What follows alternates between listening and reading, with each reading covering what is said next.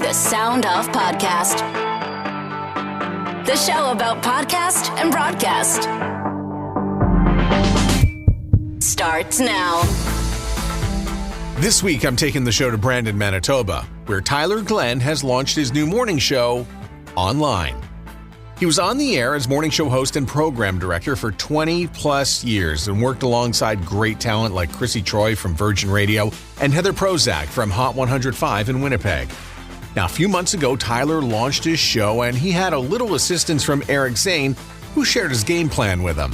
By the way, you can scroll backwards in our episode feed and catch that episode with Eric from July of 2022.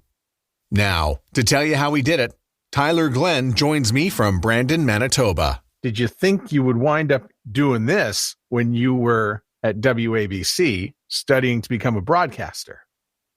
That is an excellent question. No, absolutely not.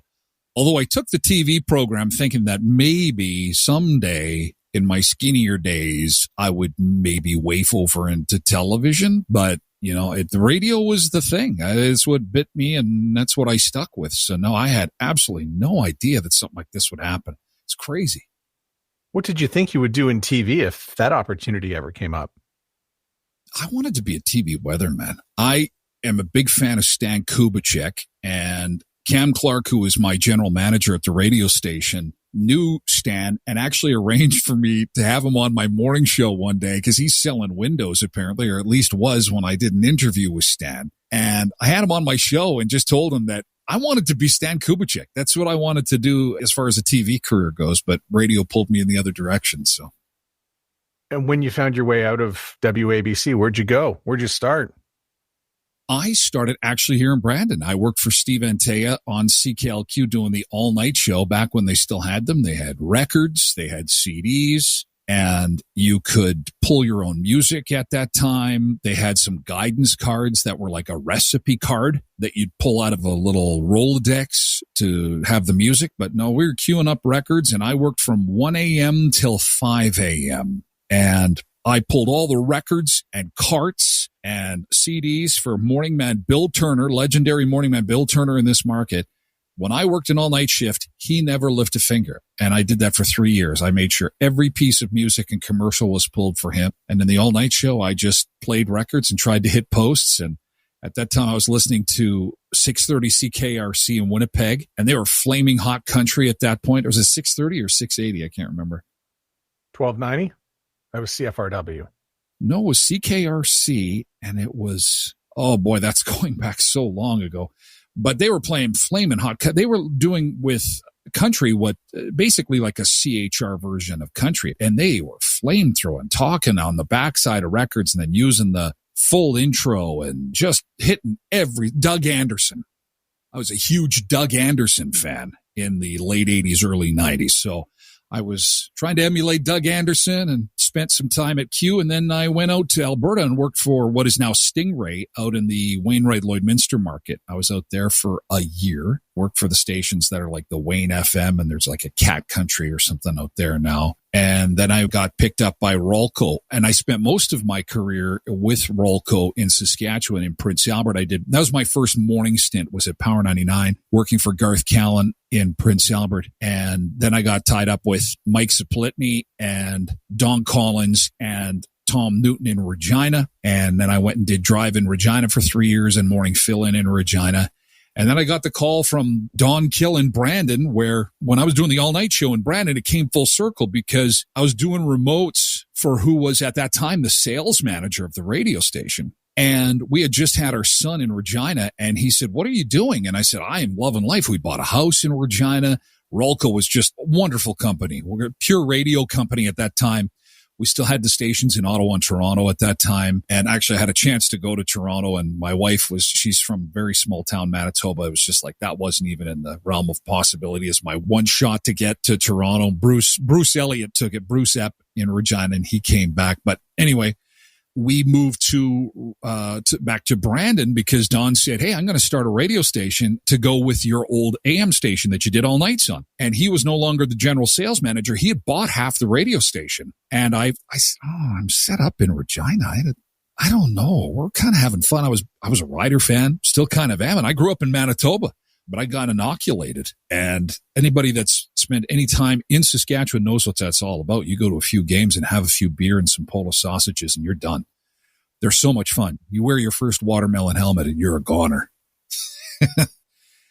So we thought about it. And since we had our first child, it's like, boy, the grandparents are like, boy, you could move home. And then I said to Dawn, I want to do the morning show because I missed mornings. I was doing drive, but I was filling in for CC and Lori when they were gone in the mornings. And I just loved doing mornings. It was just so much fun. And there was so much interactivity at that time. Of course, it was well before social media. So it was all about working the phones. And I just loved that. And so I thought, if you let me do mornings, I'll come back and start this station. And that's what happened. And then we had our second child and I spent 22 years here in Brandon doing mornings and running Star FM. And we had a lot of success in Brandon, a lot of success, because at that time there was just a classic rock station and a country station. And we came in playing hot hits and we just nearly dominated the market. There was a 2-year span where I think it was Standard Radio paired up their Winnipeg station with their Brandon station. It was a hot format CHR, hotter than us. We were still hot AC and they were CHR. And so the rotations were a lot tighter. The production was hotter.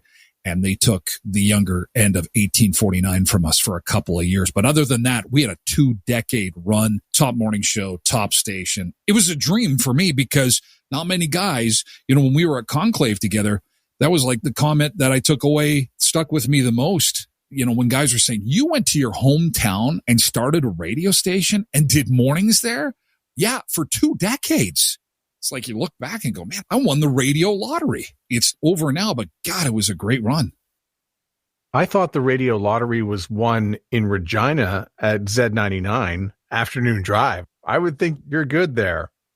Thanks, man. I had so much fun there. It was definitely the highlight of my on-air time. I mean, I gave away $10,000 in cash to one caller one time. I mean, we'll never see that again. We'll just never see that again. Budgets aren't even 10,000.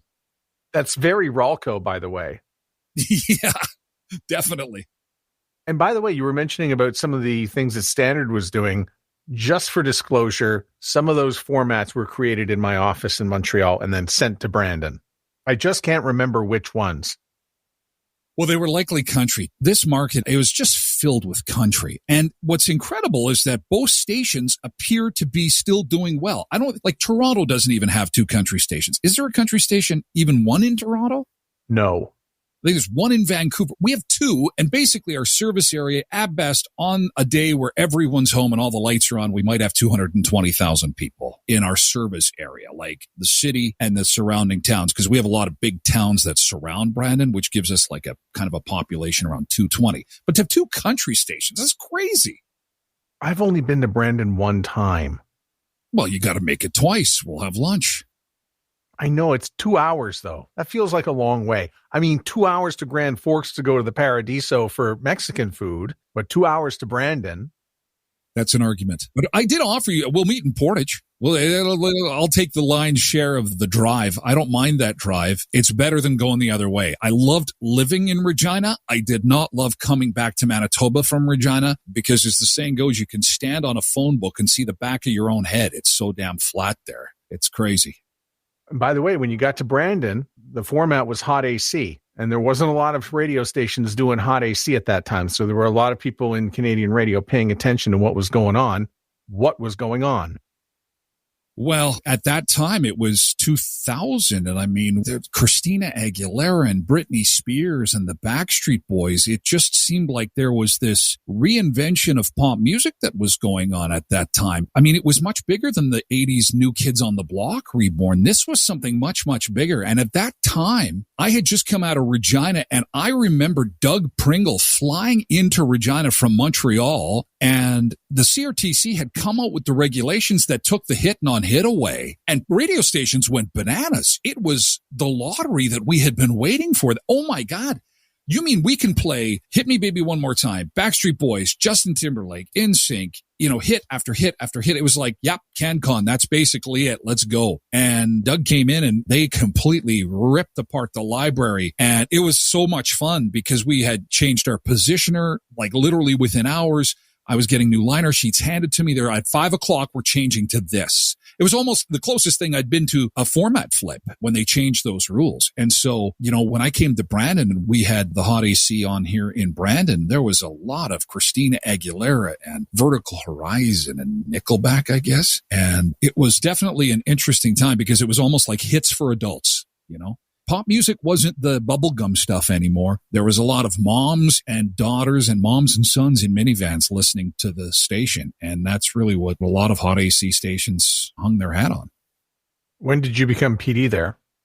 Right out of the gate. I was PD in mornings right out of the gate. They brought me in February of 2000.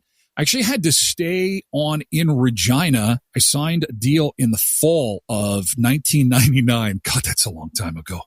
1999, and we had just flipped CJME from oldies to a talk station, and I was helping Don Collins with that. That's how I got wrapped up with Don Collins and then got wrapped up in what's now my Twitch show, because that too has come full circle. But because Tom Brown had left, I was doing morning fill-in on CJME to kind of get them rolling into 2000, and then I came to Brandon in February. So my wife set up the house, set up the kid. I had a 1-bedroom apartment for 6 months in Regina, and we got CJME rolling, and it's still to this day hugely, wildly successful talk operation that, Don Collins was obviously instrumental in ensuring that thing was a huge hit and is to this day. And then I came to Brandon in February, and we didn't actually start till June. There was a lot of delays, like a lot of Industry Canada stuff. I had to hire staff. I had to bring in Chrissy Troy was my very first midday girl from Thompson. She's with Ace Burpee today. And there was Chris Sumner, who's a big week with Golden West down in the southern part of the province. He was my first evening guy. And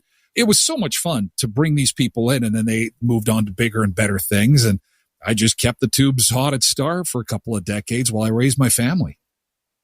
What was the change in Brandon around that time? Because the market felt bigger than it was. The radio sounds bigger starting around 2000. Did anything change in the city in that period? Or did the market really realize, oh, look, we've got all these outlying areas that have a lot of things in common. We can do 2 country radio stations. What is it about Brandon that makes it a little more important than we would think? Well, in 2000, and, I don't want it to seem like I would take any credit for it, but the fact of the matter is that one of the things that Rolco taught me, and I love this, even to this day with what I'm doing now, it's even more important. It does not matter how many people live in your town. If you are listening to this podcast and you are in Armpit, Alberta, thinking that, oh my God, I'm never going to get out of here. I'm never going to be discovered, or I'm never going to be big. Rolco drove it into your head that it doesn't matter. Do you feel like New York? Do you feel like Los Angeles or Chicago? Then act like it and bring that, because, what's the difference? It's a microphone. When we were at Conclave in Minneapolis and had the opportunity to meet those guys from New York, and that was my first question. I wanted to see if it was true. Is it true? Like, what's it like sitting behind the board in New York City and talking to millions of people? He's like, what is it like where you are? It's the same thing. You just bring your best A game each and every day. And so when I came to Brandon, they'd given me a station, and I just literally just came in here and said, we are going to put the biggest station we can on the air with the budgets that we have. Now, if you ask the owner to this day, he has gray hairs because of me, because I was in his office every few weeks and I need more money for jingles. He's like, what are jingles? Like, they hadn't even heard of jingles in this market. And, this is the flamethrowing CHR that had been launched in other markets, and we were doing the Hot AC version. And I'm like, no, we need flaming hot. We went to TM Century and got some jingles done. He's like, oh my God, we get that little audio for thousands and thousands of dollars. I'm like, yep, it'll check. The station will sound great. These imaging guys, we got an imaging guy out of Vancouver to do everything initially for Star. And he's like, we have to pay for that? Can't we get somebody in? Because there was a lot of small town mentality for the radio. And I'm like, look, if we're going to be in a competitive market, we're going to ratchet it up a notch. And it was so exciting because, I came in and I looked like I knew something when really I just been in a bigger market. That's it. Inoculated the entire staff to feel that don't believe you're in Brandon, believe you're in a bigger city, believe you're talking to the world, because someday we will. Radio stations will put the audio online. We weren't quite sure how that was going to happen, but eventually it did. And, a lot of those staff moved on, like I say, to bigger markets and bigger positions. But I think that the other companies in the market just went, holy cow, what's going on here? And then they upped their game. And then the whole market just got lifted up and it was fun, super competitive, just like, again, the old days of radio where guys are showing up at each other's remotes and special events. And it was a lot of fun. I think one of the things that was instilled upon me, having to do a little bit of work for, the Brandon station that was owned by Standard, is that, hey, this is a fight and this is a very competitive fight. And you really need to think this one through about all these decisions that you're going to be doing. Send the records out. It comes back with half the playlist / no, it's a little more competitive than, 700 records. You're going to have to cut it down to 500. Yeah.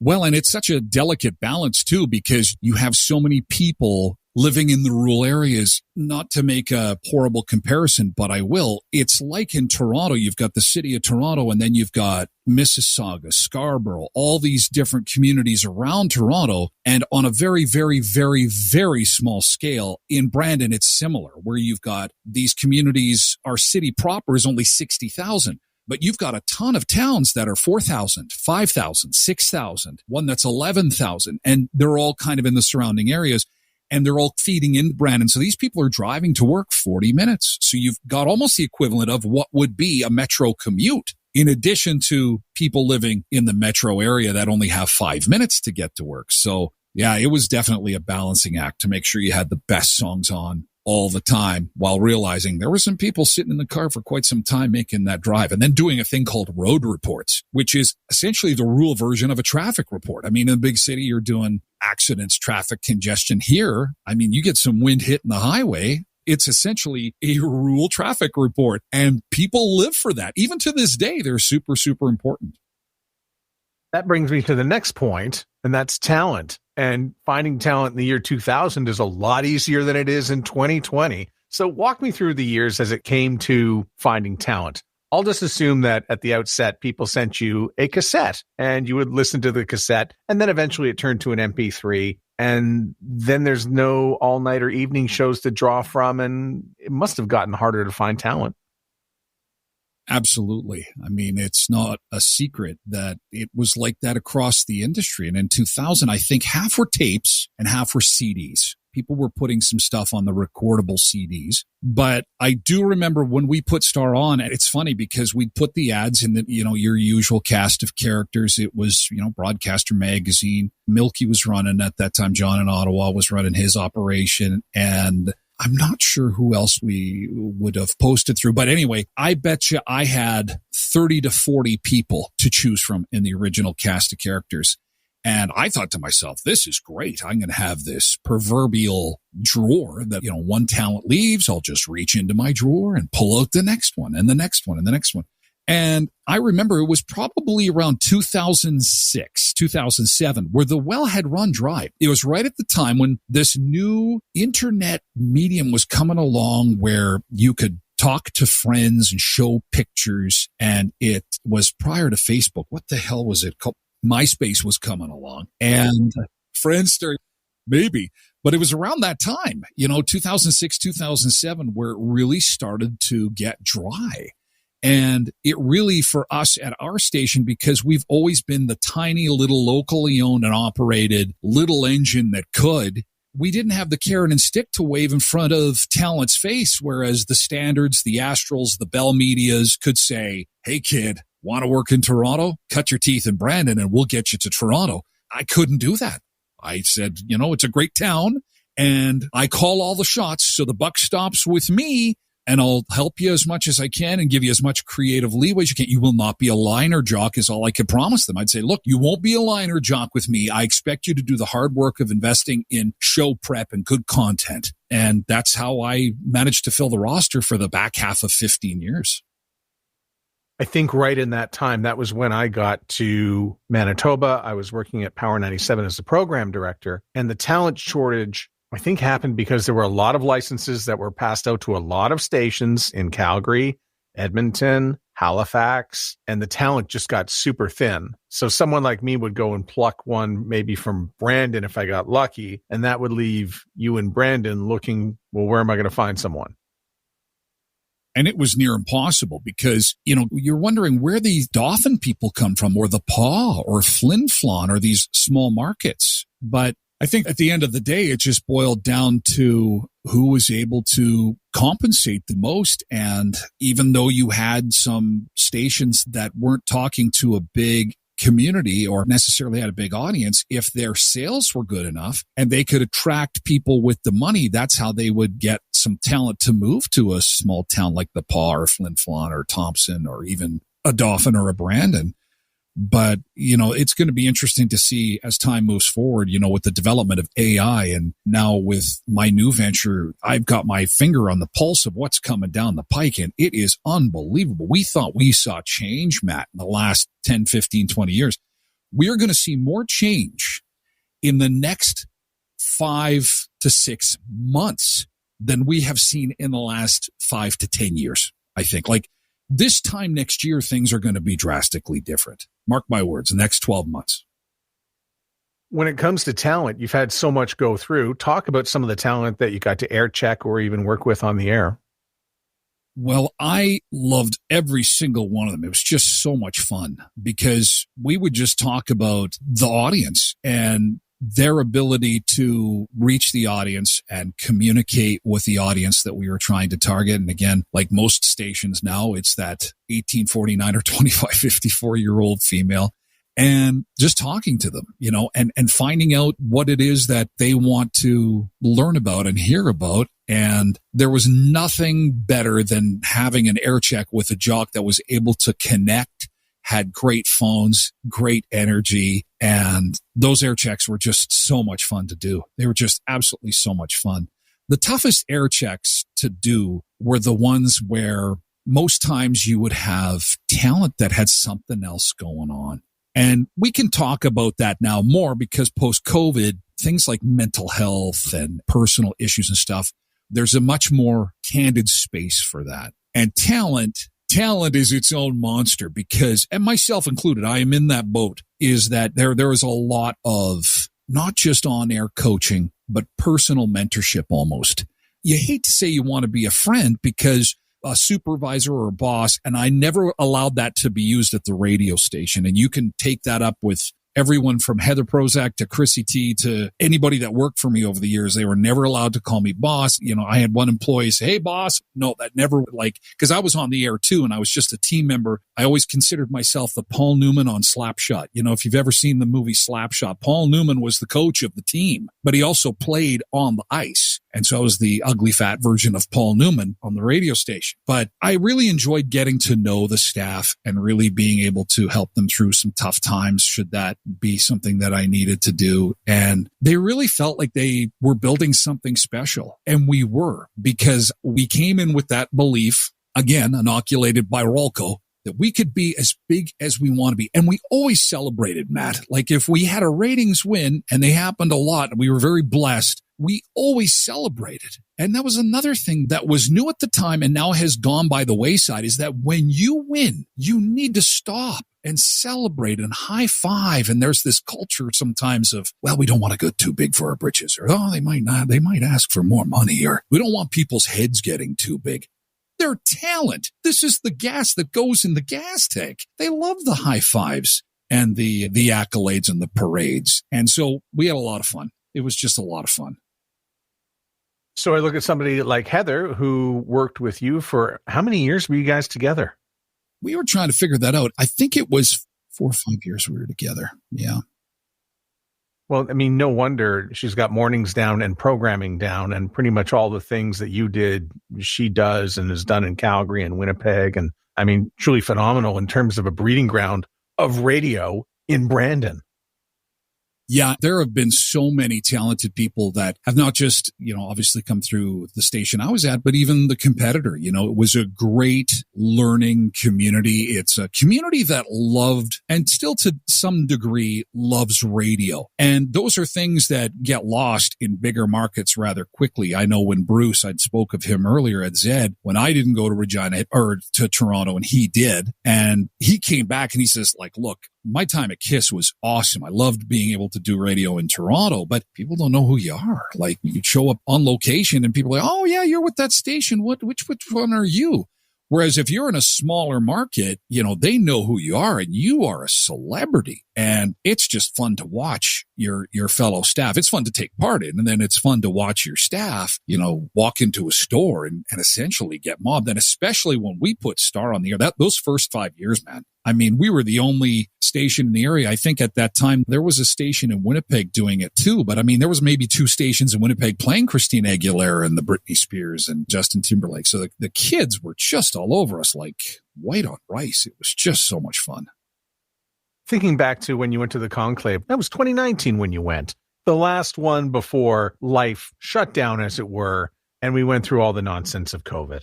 Tell me why you and Cam went. What was the process of the decision-making? Because normally I thought I was the only Canadian who would go, but you guys also made the trip. But that's an investment, and an investment that a lot of people aren't always prepared to make, especially to take a trip to an American conference.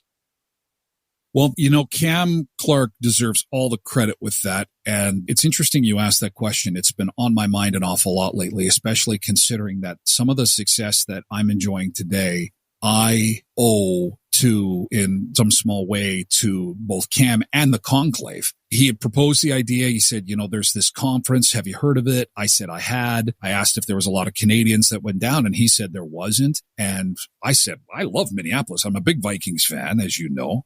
Bills, not so much. Sorry, man. I like the Twins too, and been to Minneapolis a number of times. And I said, any chance I get to go to the Twin Cities, I'd love to go. And especially American radio folks, I'd love to hear about their challenges and network a little bit. So it was a really quick, easy decision. We just jumped on the plane and went down, and we came back from that conference, him and I'll never forget the drive from Brandon to Winnipeg. And we both were so excited. It was, to this day, in my 30 years of radio, that event was the best thing I had ever gone to. To be in a room with so many talented people of big markets and to have them talk to you like you were in a big market too was a thrill for my career because, like I said, in Brandon, it's not a big place. But 99% of those Americans couldn't find Brandon on a map if you handed it to them. So they didn't care. They just knew I was a program director and a morning guy, and they were sharing some of their secrets with me, and it was just phenomenal. And it was at that time we both had seen and talked to Eric Zane. And I remember after his speech going, there's something there. And I think you and I both, you're obviously Mr. Podcast guy, and he's in the podcast realm doing very well in Michigan. And so, you guys are talking, and I'm literally eavesdropping going, there's something here. Like, this is going to be where things are going. Because he had just come out of Free Beer and Hot Wings, and he was doing his shtick. And I'm thinking, this guy, something feels right about this. And I remember thinking, I'm standing in the lobby of the Delta Hotel in Minneapolis going, God, if someday, like, we come back from conclave and they say, here's the door, here's your off-ramp, that's a guy I want to remember. And then COVID hit. And like you say, the whole world went to crap and everything went topsy-turvy. And, for me, that's where my story ended up, was that Don Collins called me after I had parted ways with my company. And when he said, we should do this, you should come on to Twitch, I thought, oh, yeah, Eric. Remember Eric Zane? I'm just going to give him a call. And it was an email first, because I thought he probably won't return my call, because he had completely taken his show to the next level, is doing very, very well. And Matt, I tell you, I sent the email. I got an email back instantaneously going, dude, if you're going to do this, I will help you every step of the way. I am in your corner. This is going to be great. You're going to knock this out of the park. And that's where part 2 of my journey started.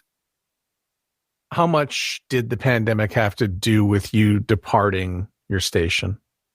We parted ways. I had moved off the air the end of 2019. They wanted me to be running both radio stations exclusively. And that meant coming off the air, which I had agreed to do. And if you remember the pandemic, there was this, next month things will be back to normal. Next month things will be back to.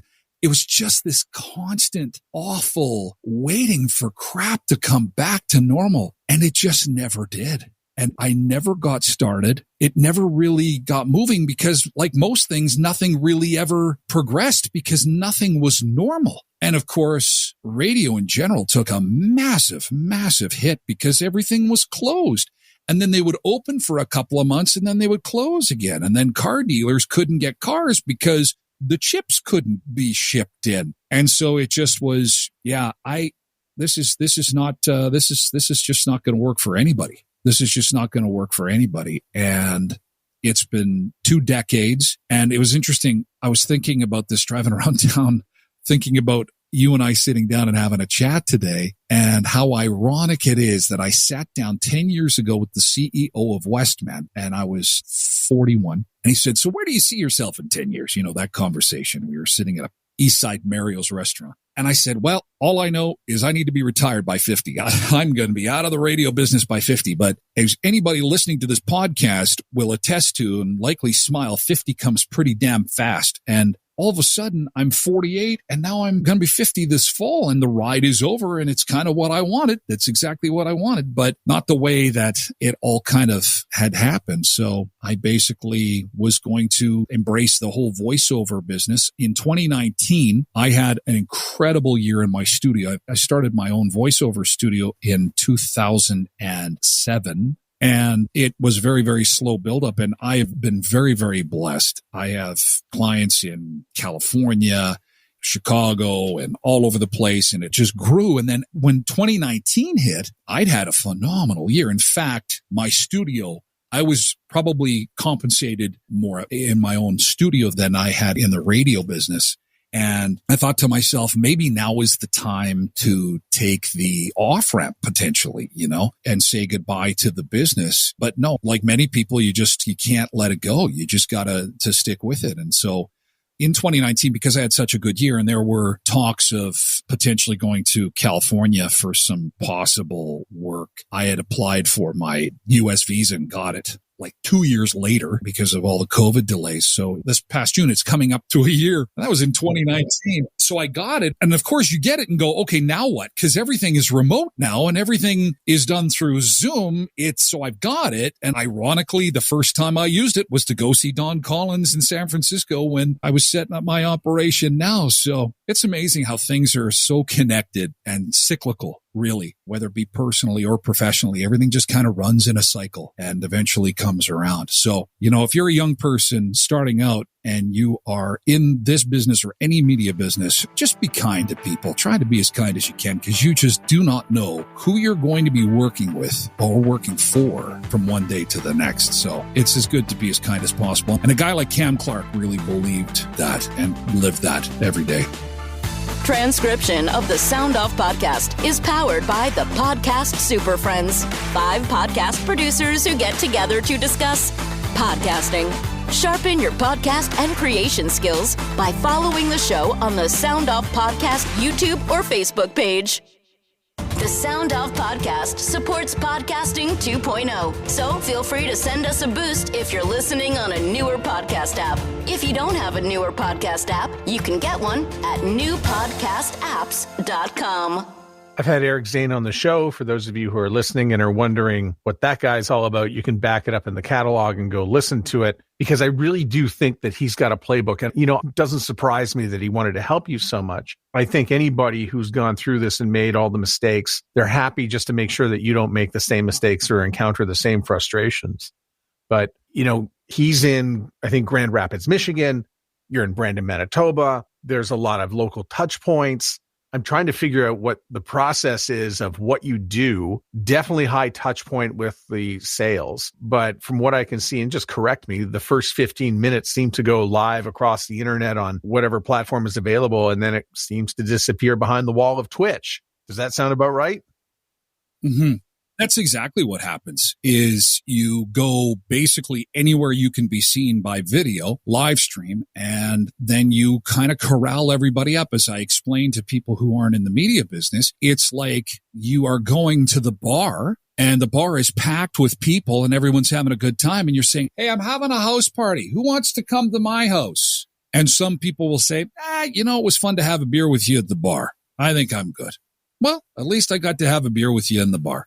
And about a quarter of those people will come to your house for a house party. And that's what Twitch ends up being. And the reason for that is you're corralling them into Twitch because there's the potential for talent revenue, through various forms. And like you'd said, Eric talks about, I heard you, one of the many podcasts that I had listened to of your various interviews, but Eric explains it quite well, that that's why you corral all these people to get them onto the Twitch platform. And, a lot of people ask me, what about YouTube or what about Kick? And right now, as it stands, and again, I got my finger on it because I'm thinking guys like Tucker Carlson from Fox is going to go over to Twitter. And I'm reading that Elon Musk is going to have a creator compensation program. And so it's almost like radio, right? It's like, okay, so who's going to treat you better and give you the better compensation deal? And then if that has to move, the entity moves, the show moves. So someone like a Zane or a Tyler or a Matt or whatever would just move to another corralling point so that the entity can advertise to them in addition to the sponsors that you have. So I find that Midwestern and a lot of people on the prairies are really sort of slow to the uptake of online platforms, only natural because we don't spend nearly as much time in our cars. So if I went back to a study from 2017, podcasting was smallest in Saskatchewan and Manitoba. I think that's changed. And I look at somebody like Ryan Jesperson, who's managed to get a big podcast audience by doing what he does. I mean, people are listening to this as they're in their big John Deere tractors and doing their thing in the fall. And so for you, when you are telling people locally what you're doing, I mean, it's one thing to say we're on Apple, we're on Spotify, we're on Google. I think people would understand that. But when you say Twitch, is there a little bit of an uptake that you have to, a little education piece for the people who want to consume you? Most definitely. And I think it can be put into a couple of boxes, one of them being age, and the other one, I hate to say it, but it's sex. And I had mentioned, I had a client meeting just before we sat down, a potential client, and Matt, of all my sponsors, and I have over half a dozen, 90% of the ones that I've had come and go or be on the show are women. Women are predominantly much more interested in social media and understand social media, understand the digital landscape better than guys based on my experience only. But in this area, from the people that I've spoken to, they are very, very heavy social users and completely understand the strategy, how it all works. Because it's based on connections, just based on connecting with audience. And they just completely get that. Guys, it's been a challenge. And, so if you see an older guy and he's asking you what you're doing, it takes some time. Younger guys, much less time. And women under the age of 50, if you can believe, like women 50, even 55 and younger, no problem. It's very, very, I think the biggest question I had was, well, isn't Twitch the video game platform? Isn't it where people are playing video games? And I'm absolutely, for sure. But just as, McDonald's is known for hamburgers, they also sell chicken nuggets. I'm the chicken nugget of the operation. That the bulk of what they do might be burgers, but they, and at that time, Don made it widely known that Twitch was trying to expand their game because they had owned all the gamers. They are the gamer place. And to this day, in all fairness to Twitch, when it comes to streaming, because I'm poking around now and I'm in the space and I want to see who else is doing it. And you've got Rumble and you've got Kick and YouTube yeah, they do it, but YouTube is the monster static video place, the place you go to hit play, watch something larger form, usually not live, but they are so video dominant that when you think of internet video, people are thinking YouTube. But the social spaces are getting into it. There's going to be huge growth there because the social spaces are getting into compensation for content. And there is this fight for content to bring this home for radio. You thought it was bad 5 years ago trying to find talent. This is where things are going to change because Facebook is courting people like me to say, hey, how much money are you making at Twitch? How much money are you doing on this platform or that platform? And what you're going to see is creators make a whole bunch of money on a variety of different platforms. And you're going to be able to make a living on the internet because that's kind of where people are going to consume content. And so to enter content creators to be compensated by these big companies, I just hope that they don't make the same mistake that media companies did and not compensate their talent the way they should, because then you start to lose your stars. And if you don't have your stars, then you don't have much, Well, I'm here to tell you early on as a podcaster, YouTube may not be your friend. if any indication about how they're planning to treat podcasters and RSS feeds. Oh, we'll take an RSS feed, but we're going to keep it and do what we want with it, not what you want to do with it. We'll put our ads in it and not yours. Yeah, well, and I mean, the whole YouTube, Google landscape, this ChatGPT was one of the greatest disruptors of the whole Google empire that we have seen since the arrival of search with Yahoo and remember Netscape. And, they're worried because you type in what you want to learn in ChatGPT and it'll find it for you. And they're ferociously trying to catch up and they're using the artificial intelligence in YouTube. I know firsthand because I get a notification that, hey, how come you were talking about this? Or how come you had this little clip on? That's not a licensed clip. Okay, it was like a 2-second yoo-hoo. Oh, well, that belongs to Matt Kundle in Winnipeg. So unless you're going to pay him, that has to come down. And you're like, whoa. Like they cannot be watching and listening to everything, but they are using AI. I think Tara Sands, who does the voiceover for this podcast, I think she started to sing a Sheryl Crow song. I got a YouTube flag for that. With the irony that her great-grandfather had actually penned the words. Wow. Yeah. You can be deplatformed, and I'm worried about being deplatformed. So I think the most important thing is, at least have a website and a place where people can, find your content and consume it from there if the worst case scenario happens. And then you've got the big company deplatforming, and then there's government deplatforming. We've got the CRTC. Now there's going to be looking at regulating internet content. And I'm reading that we're probably about 10 to 18 months away from that actually getting emails from the government wanting to know how much of our money that we're making on the internet. And then they're going to take some of that and put it into Canadian content development, perhaps. And if you read the fine print on that, it's $1. If you make $1 on the internet, you're considered a professional content creator. And there's some people that are making some videos just to, for beer money, making $2, $3. I mean, they're going to get caught up in this. And I hope that doesn't happen. I really don't. Why did you got to go and get me all started on the Bill C-11 and the C-18?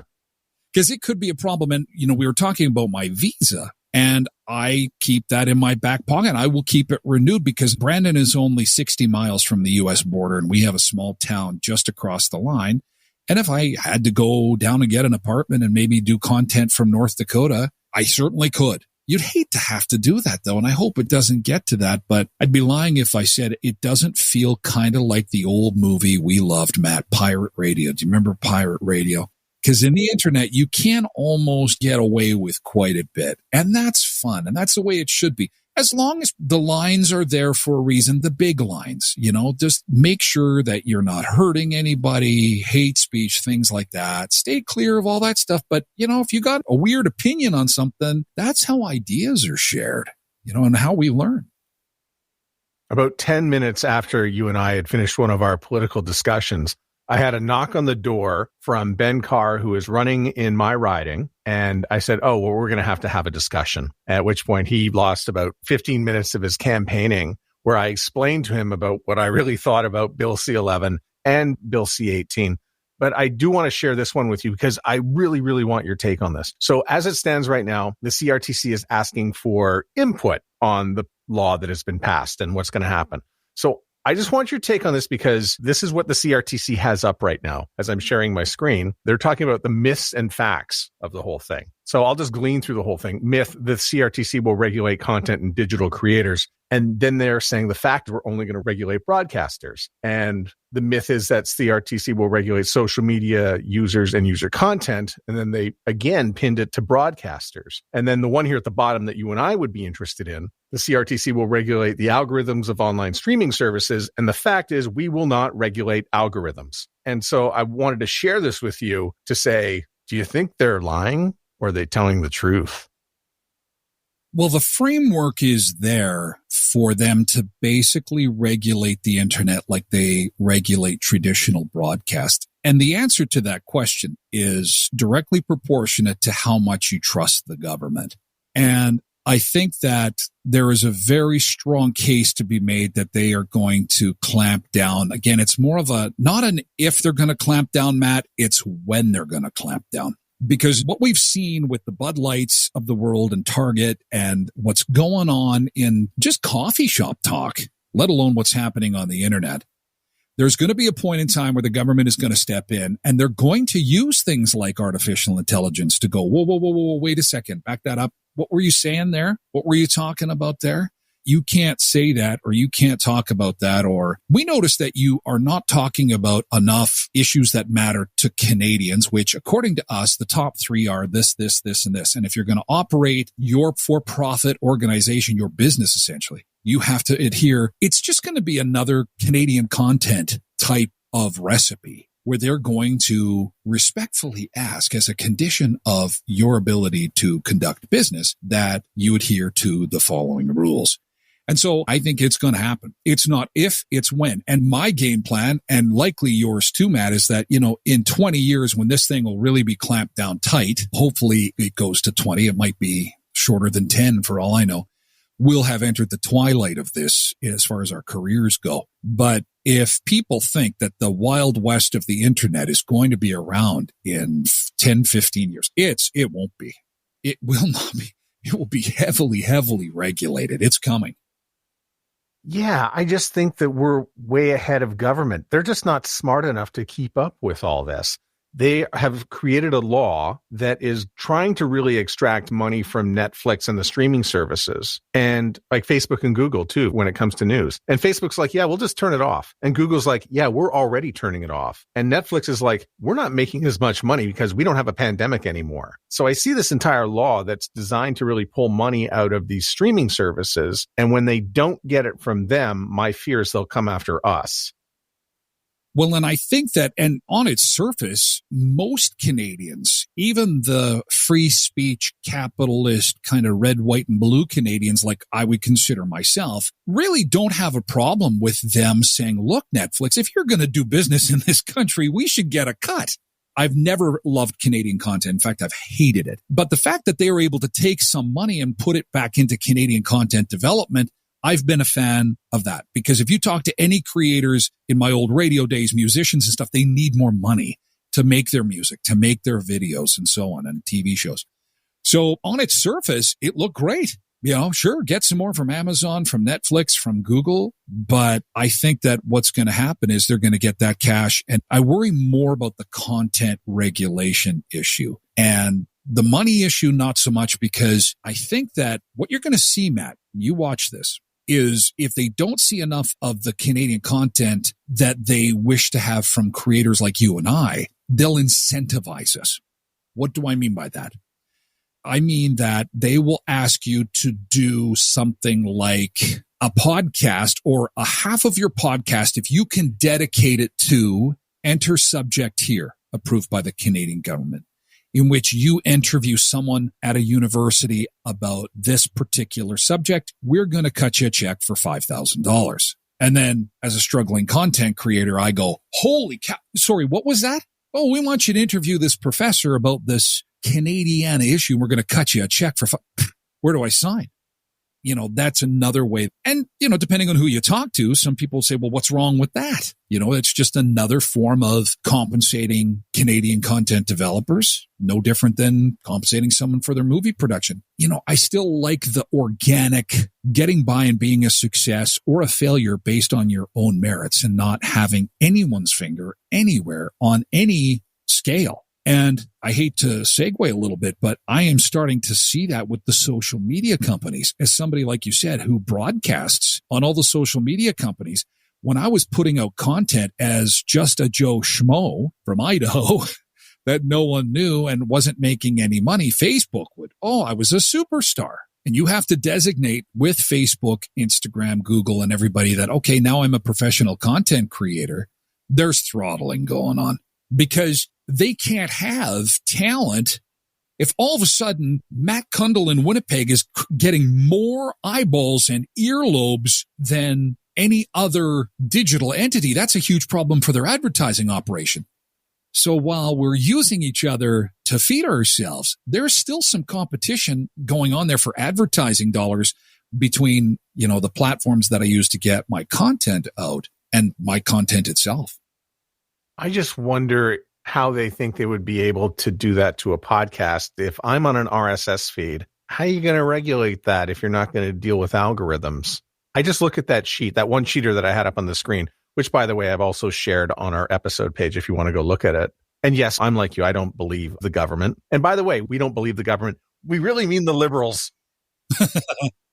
Well, and you know what? I mean, you and I, obviously, we're opposites. We could have our own political podcast, which would be highly entertaining because we're different sides of the spectrum. But on this, we would likely agree. Oh, I don't think we are. I'm conservative, but I happen to be a progressive conservative. Oh, really? I'm an Eastern conservative.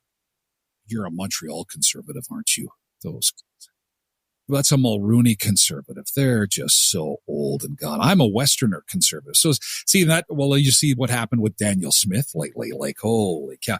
So, it's the whole, are you happy about Daniel Smith getting in or are you concerned? And I'm probably part of the happy camp because I've had it and none of it's working. It's not working. But the point I'm trying to make is that regardless of the spectrum, even if Daniel Smith is the prime minister someday in some parallel universe, some liberal is going to say something that she doesn't like and she's going to clamp down on them. And that's not right. From what I believe, I don't think that's right. Just because someone disagrees with what you have to say does not give you the right to shut them down. We can't learn that way. We have to have disagreements and discussion. That's one of the reasons I loved the business that I got into. We were talking before this show started about, the evolution and the downturn of talk radio. They used to be so much fun to listen to. People get into heated discussions and sharing of ideas. And minds were changed, but we're getting away from that. And, someone who had started down that path and has kind of evolved in his own way was Jordan Peterson. He's big into that whole free speech realm and making sure that we protect that. And I'd have to agree. It's going to be very interesting, by the way, 1 year from now, to look back on this part of the conversation to see exactly where it landed. Because I think we made a lot of predictions, and it's nice to know I'm not the only paranoid one out there about, Bill C-11. Well, and I think that we will probably be affected more by what's happening with AI in the next year than we will by government, because I agree with your statement when you said governments move slow. I think, again, based on who I've been talking to and what I've been reading, we're looking at about a year to 18 months before there's this, hey, wait a second, and we'll start talking to each other. Did you get an email like this? Or this is kind of weird. And those things will start popping up. But AI, oh my God, that is a year from now to listen back to this and see where AI has taken us is going to be very, very interesting because it's not just going to change the media landscape. This is a big, big deal. This is moving from the horse to an automobile or, moving from the candle to the light bulb. This is a very big jump and it's going to affect media in a big way. And you twofold as well. I twofold because we both do voiceover and there's a lot of voiceover that's being done AI and they don't need a personality, or at least the client doesn't feel that they need one. And they're going to go and use an AI piece of software to recreate what you and I would have done in the past. However, remember what I said about women and young people and social media? It's the exact opposite in the voiceover world where if I can get old guy clients, they're like, we want a voice. We don't want the robot to be reading the, so I love them all. I love everybody. There's like a spectrum of the technology and you want the late adopters in voiceover that go, you know what? I just still want a voice with proper inflection and proper enunciation and so on to do my commercial. But, on my show, I have 2 AI guests. I use AI Annie and we have Annie on the show regularly and she interacts with my audience. We have also named the Chat GPT function on my show and his name is Archie and he does features on the show too. So, I've integrated the AI so that it can be also part of the conversation because it's not going away and it's going to, I'm hoping that I can provide some entertainment value and at the same time a little bit of education to make people aware that, look, this is coming. And when you pull up to a drive-through in the next year, don't be surprised if it's AI taking your order. Oh, there's already robots doing that in places. I just can't remember if it was a Wendy's or a Burger King, but there was a robot taking some orders. Oh, no, wait, there was a McDonald's with absolutely no one in it. That's what it was. Yeah, I remember the McDonald's taking orders in another state. I think that was even in North Dakota, that when the oil boom was on and they couldn't get workers then, this is 10, 15 years ago, and they'd have, I can take your order, Southern Drawl, and they're like, this is North Dakota. Well, we're in Texas. They would just take the orders in Texas and then tell the kitchen and get the food out. And technology's great. How much time are you spending working sales and walking the streets of Brandon to sell ads?